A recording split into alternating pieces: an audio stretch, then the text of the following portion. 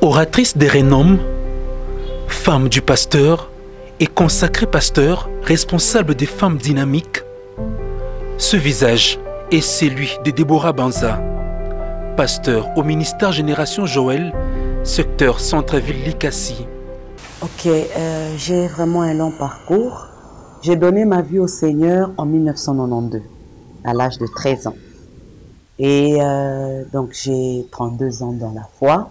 Et sur le plan ministériel, j'ai 26 ans en tant que pasteur au sein des ministères Génération Joël.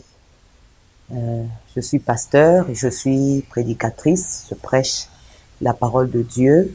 Et c'est depuis 2010 que j'ai toujours été alignée comme oratrice à nos grandes conventions de Colosie.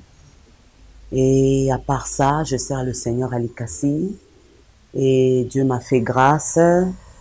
Je voyage un peu partout pour l'évangile, des fois avec mon mari, des fois seul. En tout cas, depuis... Donc, j'ai vraiment 26 ans, j'ai beaucoup de choses à dire. J'ai fait des études en Afrique du Sud à Metz, la missiologie. Et à part ça, nous sommes dans l'œuvre de Dieu, à côté de l'homme que Dieu m'a donné. Et Dieu nous fait grâce, il nous donne des capacités d'être vraiment efficaces. Et au sein des ministères Génération Joël et au sein des églises qui nous invitent. Cette femme d'impact et servante de l'Éternel œuvre au service de l'Évangile dans le champ de l'Éternel au sein du ministère Génération Joël qui exprime l'accomplissement de la révélation du prophète Joël sur les derniers temps, annonçant que l'Esprit de Dieu se répandrait sur toute chair et que le monde vivrait des prodiges jamais imaginés. Déborah Banza reçoit un soutien efficace de son époux qui la booste et surtout l'encourage à aller toujours de l'avant dans son appel. Un pilier sur qui elle s'appuie. L'homme que Dieu m'a donné, c'est vraiment un don, je le dis, c'est un don parce que c'est parmi les réussites que j'ai dans la vie, il en fait partie parce que c'est quelqu'un qui me pousse à servir Dieu. Des fois, quand je me relâche un peu, il me dit non, non, non, non, non. Tu es appelé à servir Dieu. Tu es appelé à aller loin. Il y a certaines choses que tu ne dois pas regarder à la télé, par exemple. Chez moi, là, en tout cas, novelas, zi magique, je ne regarde pas. C'est quelqu'un qui me forme, il me dit, quand tu es appelé à aller loin, tu ne dois pas faire des choses comme tout le monde. Tu dois être exceptionnel. Alors, je ne reçois pas des obstacles. Quand je dois voyager, il me libère. Bien que avant de voyager, je fais tout ce que je dois faire, laisser mon congélateur bien et laisser ses habits, tout et tout. Je fais tout ce que je dois faire comme une bonne épouse. Et puis après, je vais servir Dieu. En tout cas, je ne reçois pas... C'est quelqu'un qui me pousse. Il me libère. Il me dit, tu es une bénédiction pour moi et pour ta famille, alors va servir le Seigneur. Comprendre son appel au service de l'Éternel en tant que femme, chose que certains hommes n'acceptent jamais, pasteur Julien mérite cette parole de reconnaissance. Oui, ça c'est, je le dis, c'est vraiment une chance et une grâce que le Seigneur m'a faite d'avoir un mari comme ça, qui a déjà compris le ministère de la femme. Il sait que la femme aussi peut servir le Seigneur. Comme tout humain, pasteur Déborah a des préférences culinaires. En tout cas, ce que j'aime en premier, ce sont les frites. J'aime les frites avec un peu de salade là, buffet froid et de poulet fumé. Et à part ça, le foufou. Le foufou accompagné du sombé et du poisson salé. La Bible dit « Je souhaite que tu prospères à tous égards et sois en bonne santé, comme prospère l'état de ton âme. » Déborah Banza, pasteur de son état, se donne aussi au sport à domicile. Le sport, je le fais ici chez moi. Hein. Je fais la corde. Oui, la corde à sauter. C'est ce que je fais. Oui, des petits exercices. Malgré sa renommée, elle porte les qualités de la femme du Proverbe chapitre 31, versets 10 à 31. Ici à la maison, bon, torchonner la maison, c'est une activité. Repasser les habits, lessiver, faire la vaisselle et tout, je fais tout ça. La grâce est trompeuse, la beauté est vaine. La femme qui craint l'Éternel est celle qui sera louée.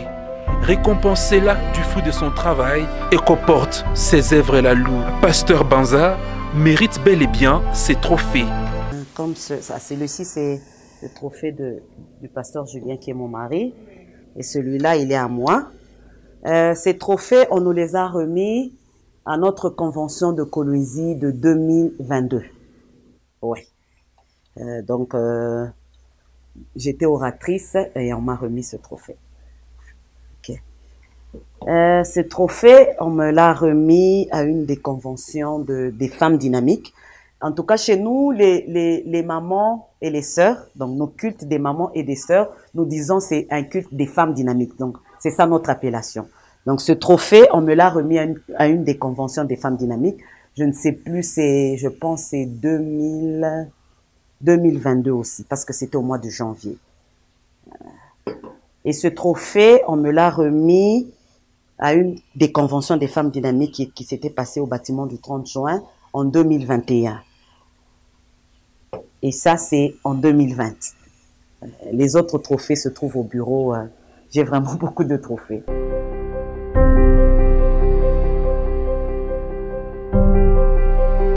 Donc, nous avons l'habitude, à la génération Joël, quand nous organisons des conventions, quand vous êtes oratrice, et après la convention, on remet des trophées aux orateurs et aux oratrices. C'est ça, les trophées qu'on nous remet après le travail, en fait. Nous remercier d'avoir été dynamique, d'avoir béni le peuple de Dieu, en fait. Oui, d'avoir été une bénédiction pour le peuple de Dieu. Grandie dans la ville montagneuse, où elle a un parcours scolaire et estudiantine. Mon parcours scolaire, je suis en tout cas une ancienne d'Oustaoui. Oui, j'ai fait l'école primaire, secondaire à Oustaoui. C'est là que j'ai eu mon diplôme d'État. Et à part ça, je suis licenciée en sciences politiques et administratives à l'UNILO. Donc j'avais commencé à l'extension, G1, G2, G3, et puis je suis allée terminer à Lubumbashi, à l'UNILO. Je suis licenciée en sciences politiques et administratives. Malgré ses rêves d'enfance, elle accepte de dire oui à l'appel du Seigneur. Quand j'ai commencé à étudier, quand j'ai fait les sciences politiques, je me disais, je serai ministre, je vais étudier dans des sociétés étatiques, tout là. Je me disais, j'avais cette vision-là. Mais j'ai compris que la pensée de Dieu, la vision de Dieu a pesé sur ma pensée, sur ma vision. Et Dieu a voulu que je sois pasteur. Et j'ai vraiment aimé ce que je suis devenue. Je me dis, si j'étais dans un bureau, allant chaque jour le matin et rentrant, je ne devais pas peut-être exceller comme j'excelle, je ne devais pas peut-être monter comme je monte. Quand vous travaillez pour quelqu'un, vous êtes derrière la personne. Quand tu dois voyager, des fois je vais à Kin, des fois je vais à Dar es Salaam, toutes ces sorties-là, est-ce que je devais avoir une facilité de sortir? C'est par après que j'ai compris que Dieu a voulu que je sois ce que je suis et j'aime ce que je suis devenue. Tout n'est pas facile. L'acceptation du ministère de la femme est encore un défi. Mais cela n'empêche pas le pasteur Déborah d'accomplir sa mission. L'embûche que je peux vous donner, c'est que le ministère de la femme n'est pas accepté par tout le monde. Ouais. Il y a certaines personnes qui n'acceptent pas, qui se disent non, non, la femme ne peut pas servir Dieu. Moi, j'ai déjà dépassé ce débat. Je me dis, quand je donne la parole à quelqu'un qui donne sa vie au Seigneur, cette personne-là ira en enfer, ira chez Dieu. J'ai déjà dépassé ce débat. Je me dis, le diable est aussi derrière ces choses. Le diable veut freiner la femme. Au fait, la femme est appelée aussi à servir Dieu. Voyons que l'armée de la femme, c'est vraiment une grande armée. Comme la Bible dit que le Seigneur dit une parole et les femmes annoncent la bonne nouvelle. Elles sont vraiment nombreuses. Alors, j'ai eu des embûches. Il m'est déjà arrivé, tu arrives quelque part pour prêcher. certains hommes quittent le culte parce que eux, ils n'ont pas encore accepté qu'une femme puisse leur parler. Ça m'est déjà arrivé. Au début, ça me faisait mal, et puis par là, je suis déjà guérie. Je suis déjà vraiment guérie. Ça ne me fait plus, ça ne me bouge plus. Si la personne n'accepte pas, au fait, je dis, bon, c'est son problème. Mais Dieu a dit dans Joël 2,28, je répandrai de mon esprit sur toute chair, sur vos fils et vos filles, sur mes serviteurs et sur mes servantes. Au fait, celui qui nous capacite, celui qui donne le don, c'est lui qui nous donne, celui qui appelle, c'est Dieu, ce ne sont pas les hommes. Si Dieu arrive à nous qualifier, où est le problème? Son souhait est de voir les femmes se tenir debout et s'adonner au travail, et non s'est manifesté rien qu'au mois de mars. C'est vrai que moi, je ne travaille pas dans un bureau. Je ne voudrais pas dire aux femmes de ne pas vraiment travailler dans un bureau. Ça, c'est moi, c'est mon histoire, c'est mon appel. Mais les femmes doivent travailler. Nous avons des capacités. À la médecine, à l'INSS, à la SONAS, je ne sais pas, partout. Les femmes sont capables. Elles peuvent donner le meilleur d'elles-mêmes. Elles peuvent apporter un plus. Donc, même les hommes ont besoin de nous. Ok.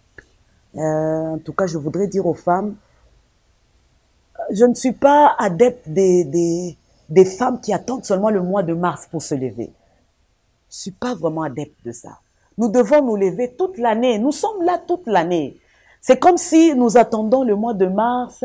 Vous allez voir les femmes. Non, ça c'est notre mois. Non. À partir de janvier jusqu'à décembre, c'est toujours nos mois. Nous devons travailler. Nous devons apporter le meilleur de nous-mêmes. Nous devons servir Dieu. Nous devons servir la nation. Au fait, c'est un peu ça. Les femmes ne doivent pas attendre seulement le mois de mars pour porter le pagne, pour bien s'habiller. Nous devons être des exemples tout au long de l'année. Des fois, quand on complique les femmes, je le dis même à mes enfants, je leur dis, quand tu dois passer à la chair, tu dois t'habiller conséquemment. Parce que nous avons beaucoup de choses. On nous taxe de beaucoup de choses. Des fois, nous sommes fautives. Par notre façon de nous habiller, par notre façon de nous comporter, nous devons voir toutes ces choses et régler toutes ces choses pour que les hommes arrivent à nous accepter. Prophétesse? Oui, je suis prophétesse, oui. Un autre ministère qui a ses réalités ou elle œuvre? Des fois, bon, tu peux donner un message à quelqu'un, la personne n'accepte pas. Des fois, tu peux lui donner un message et intérieurement, elle sait que c'est vrai, mais elle affiche un comportement là. Hein, la personne affiche un comportement un peu compliqué, mais on nous a appris de ne pas regarder les petits comportements que la personne peut afficher, de donner seulement le message. Au fait, un vrai prophète, on le reconnaît par l'accomplissement de ses prophéties. Même si tu donnais une prophétie et que la personne n'acceptait pas ou posait un acte qui était un peu compliqué, ce qui est important, c'est que si c'est Dieu qui t'a parlé, ce message-là va s'accomplir. En sa qualité, pasteur Déborah reçoit également les hommes qui ont besoin d'une imposition de main. Joël 2,28. Oui, ils sont beaucoup. Ils sont vraiment recevables. Ils peuvent venir, ils te disent, maman, prie pour moi. Et je prie. Je prie vraiment beaucoup pour les hommes. Ouais. Et les femmes aussi. Ouais. Le salut des âmes est aussi l'une de ses priorités, d'où ce message. En tout cas, le message que je voudrais lancer, c'est que Jésus-Christ revient bientôt. Nous devons nous préparer à sa rencontre et nous devons nous lever. Il y a vraiment beaucoup des âmes qui se perdent. Des fois, quand je regarde sur les réseaux sociaux, les bévures qui se passent, je me dis, nous devons être de ceux-là, de la race, des gens, des femmes, des hommes qui ne vont pas vraiment trahir Dieu. Ouais. Et je voudrais dire à quelqu'un, que c'est possible de courir sans tomber. Ouais. C'est vraiment possible. J'ai donné ma vie au Seigneur à 13 ans. J'étais une petite fille. Et jusqu'aujourd'hui, je continue à servir Dieu. J'ai servi Dieu célibataire. Je sers Dieu mari. C'est ça mon message. Femme discrète, mais influente et de feu, Deborah Banza est sans doute l'une des figures modèles du ministère pastoral de la femme. Une vie au service du Très-Haut qui peine encore à faire plus de place aux femmes qui l'embrassent. Le même Dieu qui a utilisé Élisée, c'est le même Dieu qui est en train de m'utiliser. Je prophétise, je déclare au nom de Jésus, parce que Dieu te fait une lumière, parce que Dieu te fait une lumière. Si tu entres dans une maison où règne la sorcellerie, parce que toi tu es une lumière, la sorcellerie va tomber.